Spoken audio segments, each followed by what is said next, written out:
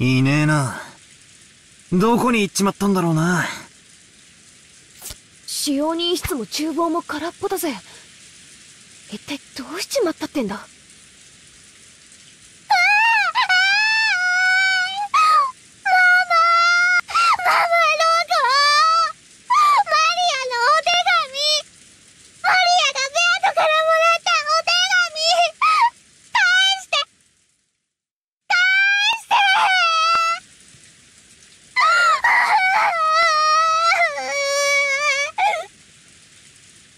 弱ったね。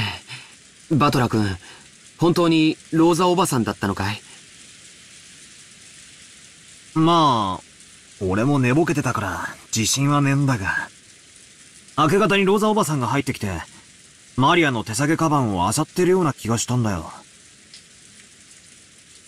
い。俺はてっきり、マリアの手提げに歯磨きのチューブでも入ってるんじゃないかなんて思って寝ぼけてて。なんで歯磨きのチューブがマリアの手提げに入ってるんだよ。寝ぼけて夢でも見たに決まってんぜ。Butler vaguely remembered Rosa entering the cousin's room. Also, when Maria woke up before the rest of them, she'd started rampaging around, saying that someone had opened the envelope she'd been keeping safe. Putting two and two together, they figured that Rosa had probably come and opened the envelope. 黄金の魔女様の封筒か。中に何が入ってたんだろう。わからないね。でも、あの封筒はおじいさまが新書に使う後宮家の家紋の入ったものだった。親族会議と無関係なものが入っていたとは考えがたいね。She hadn't let anyone touch it, but yesterday, Maria had shown that envelope off to Butler and Rest a whole lot. So they remembered it well.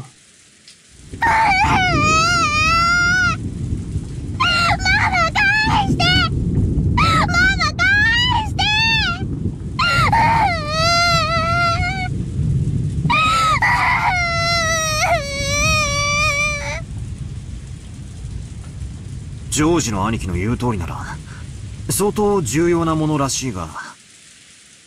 しかし、そんな大事なものを、どうして魔女様はマリアに渡したんだろうな。さっぱりだぜ。Every once in a while, the refreshing morning atmosphere was completely wiped out by the sound of thunder. It was only natural. Since the moment they'd woken up, they hadn't met anyone else. It felt like only they were left, as if the mansion had become an empty husk.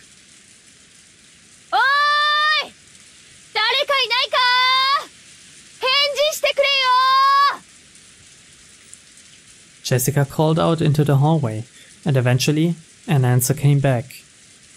It came from the entrance hall. 聞こえますとも。何かありましたか？南條先生だ。よかった。この島から僕たち以外が消えてしまったわけではないようだよ。南條先生、おはようございます。すみませんが、うちの親たちとかどこに行ったか知りませんか？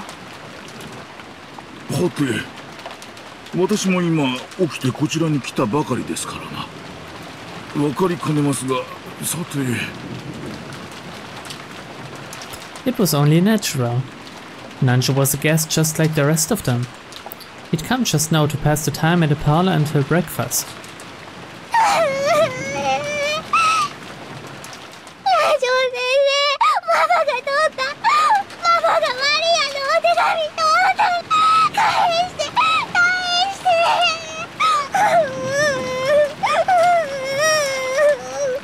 Maria buried her face in Nanjo's plump stomach, sobbing and crying.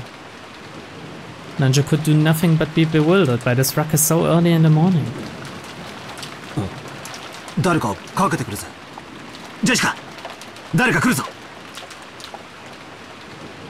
From down the hall, they could sense people running hurriedly.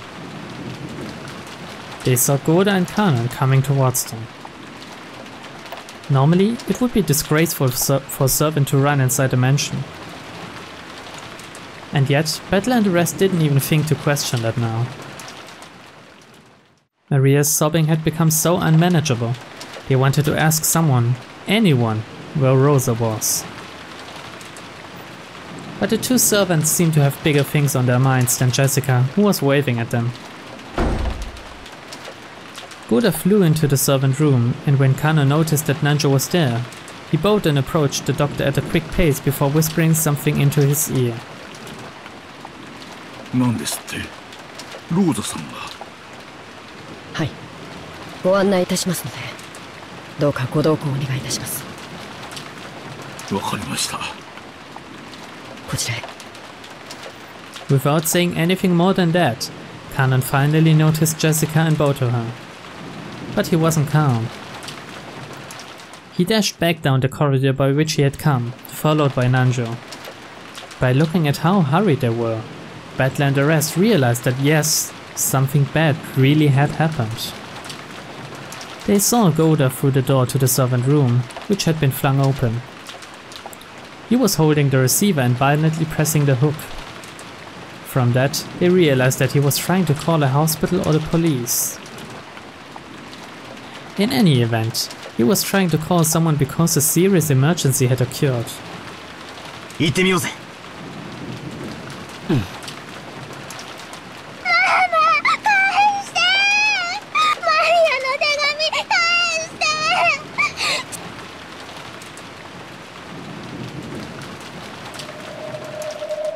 They didn't know what, but something was happening. Battler and the rest chased after Kanon and Nanjo. Ah, and then we realized. Kanon-kun had called Dr. Nanjo, but he hadn't called us. So we shouldn't have gone with them. I wonder if Alice regretted her excess curiosity when she chased after that rabbit holding a clock.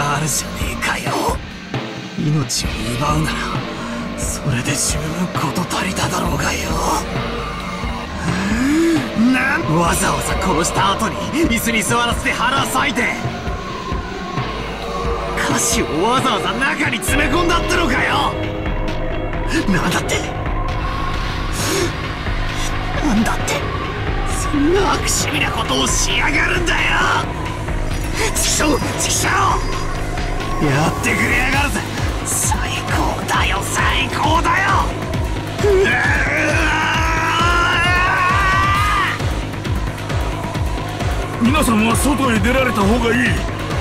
こんな姿を皆さんに見せたいなどと彼らが思うわけがありません。Nanjo told the children to go outside, but no one listened. ローザさん、皆さんに言ってください。こんなもの見続けては毒になる。Rosa regretted her own carelessness. She should have realized that the children would eventually come here. She should have quickly locked up instead of standing around stunned. So the children had come here. They had seen it. Surely, at this very moment, they were having a sight burned into their eyes. That was far more grotesque than the shocking Mia Rosa had witnessed in her youth. While she hugged Maria, who seemed to be too shocked to show any emotion at this gruesome scene, Rosa cried for them and their parents. With full groaning and crying voices, their sadness continued to echo in a place that should have known God's love. クソ野郎が。またかよ。またこんな殺人を。しかも今度やたらと凝った最高にふざけた殺し方をしやがって。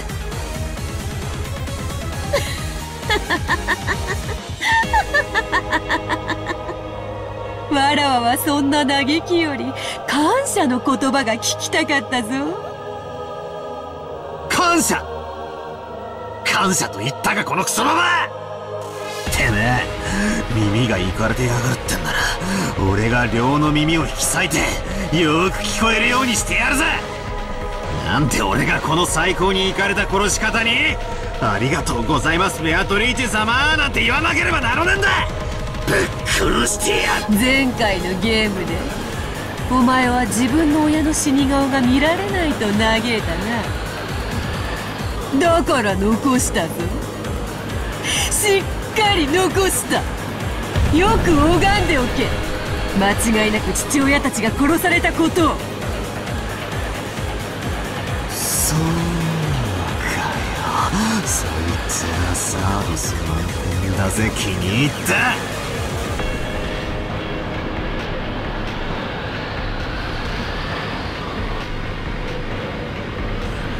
感情に任せて思考を止めるな。すでにわらわのゲームは始まっておるのだぞ。わらわは今回はきれいに死体を残すことに決めた。なぜだかわかるか。前回のゲームでそなたがわらわの存在を否定するときこう考えて否定したである。顔面が潰され遺体の身元が確認できる。だから身代わりの死体を用意してアリバイを作った可能性が否定できない。その可能性が排除できない限り人間犯人説は維持できる。なんだと。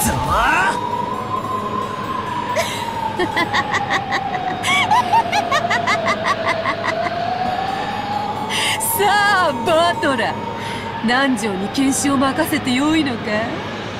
ミステリーの古典では検視の医者がグルというのが伝統なのだろ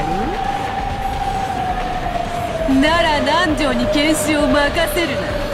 そなたが自らするがよい。間違いなく6人の死体が当人で死んだふりなどでなく本当に死んでいることを十分に確認するがいい。お前の父親が母親が腹を裂かれて臓物を引きずり出されて殺されていることを腹に手を入れてその手触りで確認するがいい。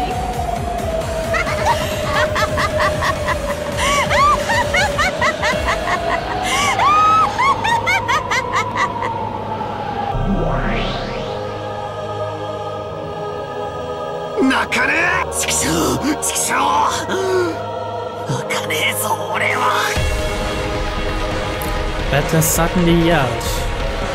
His tears were still dripping down, but as though scolding himself for being a sissy, he slapped his face hard several times with both hands. Even so, the tears still wouldn't stop. However, he felt a hot blaze in both his eyes. これだけの仕事を決めやがった野郎に髪はがっちり返させていただくぜ。なら泣く時じゃねえ。自分のすべきことを考えろ。ああダメだぜ。全然ダメだ。涙を流す暇があったら考えろ。涙腺なんかひるませる時じゃね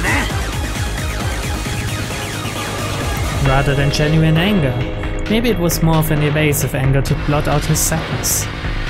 However, it gave a little courage to George and Jessica, who'd been crushed by the sadness. そうだね。僕たちが泣いても起こってしまった現実は変わらない。くそくそくそくそくそくそくそ。じゃあどうすりゃいいんだ。私は父さんと母さんのために何をすればいいんだよ。ローザ様、戻りました。合田さん、警察はどうでしたか。対応の指示はいつ頃来られそうだと言っていましたか。それが電話が故障のようでして。非常用の無線機も試してはみたのですが、その天候のせいでしょうか、こちらも通じず。なんですって。じゃあ警察に連絡がつかないということなの？あいつだ。あいつが電話線とかに採掘して警察に電話ができないようにしたんだ。 When she heard that the phones had broken down, Jessica immediately decided that it was the work of that mysterious guest. Her eyes were bright red after so much crying, and they began to grow even redder with rage. もう議論の余地なんかねえぜ。全てが分かってる。そうだと分かる。父さんと母さんを殺したのは誰だ？決まってるぜ。あいつだ。昨日来たとかいう魔女様に決まってる。襟首ひねり上げてやるぜ。チクショーチクショーチクショー。ジェシカちゃん、お待ちなさい。ゴーダさん、カノ君、行って。は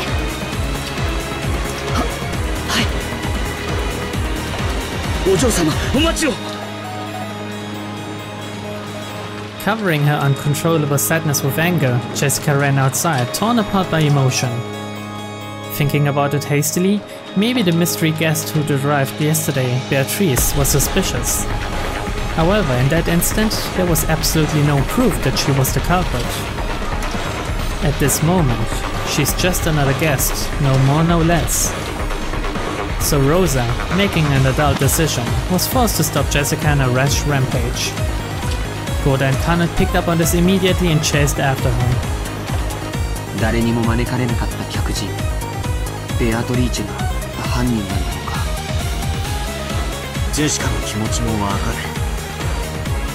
そう思い込みたい気持ちは誰でもいいから犯人ってことにして横っ面をぶっ飛ばしてやりたい気持ちがある。だがその前にはっきりと理解する必要がある。ベアトリーチェってのは何者なんだ。俺は顔すら見てねえぜ。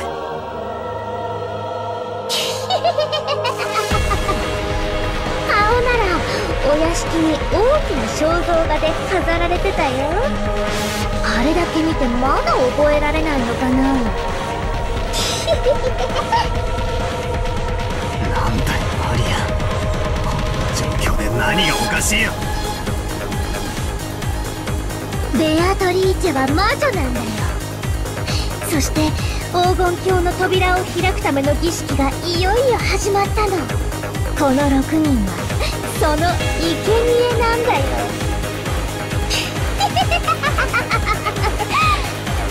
さあ始まるよ、魔女の宴が。今宵はハロウィン。魔女たちが今こそ祝い集う。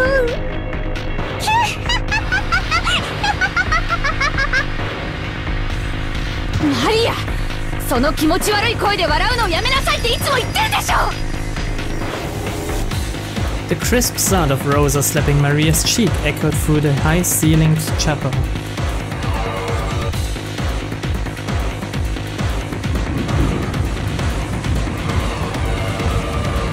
Ever since it started raining yesterday, no, ever since the island was swallowed by the typhoon, I felt as though something was wrong. It was bright and sunny when I arrived in Rokujima, but since I'd gotten up early and was sleepy, I took a nap. When I woke up, it had already started raining. And ever since that time, suddenly, a mysterious visitor calling herself the Golden Witch Beatrice arrived, and it felt like I was sinking bit by bit into a bizarre world. What the heck happened while I was napping? Am I supposed to believe this island was sealed off inside a different world, where common sense doesn't apply? Who is this person called Beatrice? Is some unknown person trying to involve themselves with the inheritance problem, just like our parents were freaking out about at dinner last night? Or is the culprit this witch from the Legend of the Gold, just like Maria said? Even if we set Jessica's temper aside, given the circumstances, it's probably safe to say that this visitor person is the most suspicious. but we mustn't make up our minds based on that alone. It's useless, it's useless, it's all useless. I smacked my face with both hands again, cooling off my brains before they overloaded. Even though it might have been a wasted effort.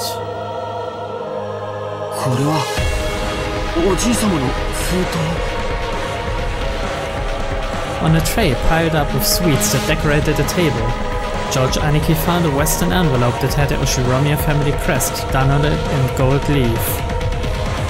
And it was unopened. ってこと？それは俺たち宛てってことじゃねえのか？親父たちが読んだものだったなら開封されてるはずだぜ。その推理は正解のようだよ。書いてある。残されし者たちへって書いてあるよ。それは犯人が残した手紙なの。中身。兄貴、開けようぜ。After nodding silently, George Aniki broke the seal. A folded letter came out. 読むよ。六軒島へようこそ。後ろ宮家の皆様方。私は、金蔵様にお仕えしております。当家顧問錬金術師のベアトリーチェと申します。That letter really was a joke. This Beatrice, who called herself the family alchemist, had announced that she was collecting the gold she'd lent grandfather, along with interest. And that interest was everything grandfather had created. Since this tragedy was right before our eyes as this paragraph was being read aloud, it clearly wasn't referring just to the wealth that grandfather had built up. It was literal.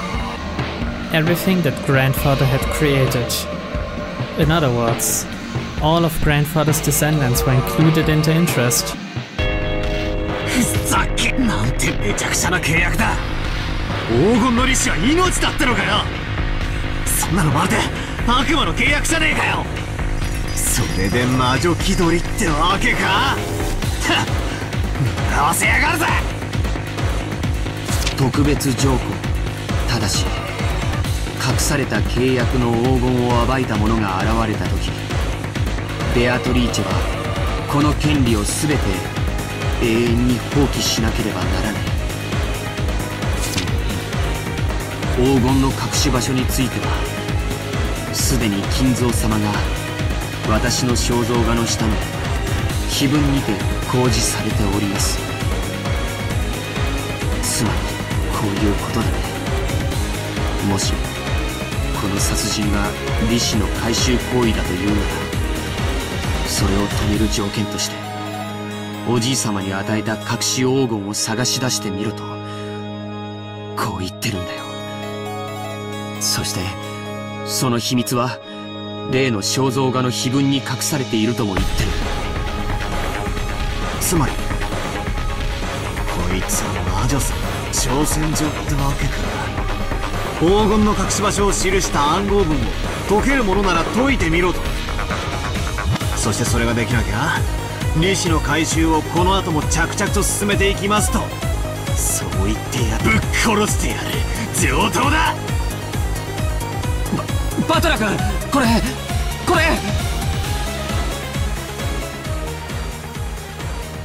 The table was covered with sweets. So even though those things were right out in the open, we just assumed they were sweets too. I mean, come on, you see them a lot, right? You know, those boxes of chocolate shaped like gold ingots?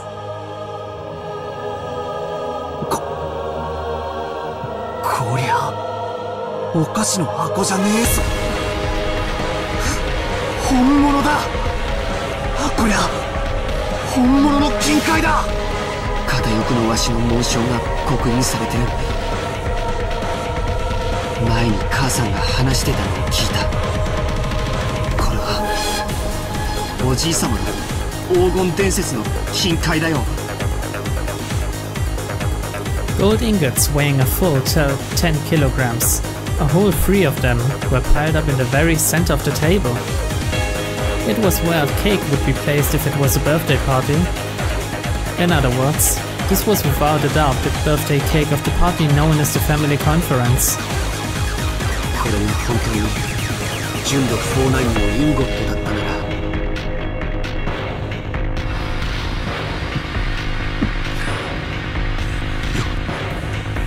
6000万円くらいの価値はある。バカ野郎！安すぎる！俺たちの親が6人も殺されて、そこに積まれた黄金がたったの6000万円だと！バカにするんじゃねえ。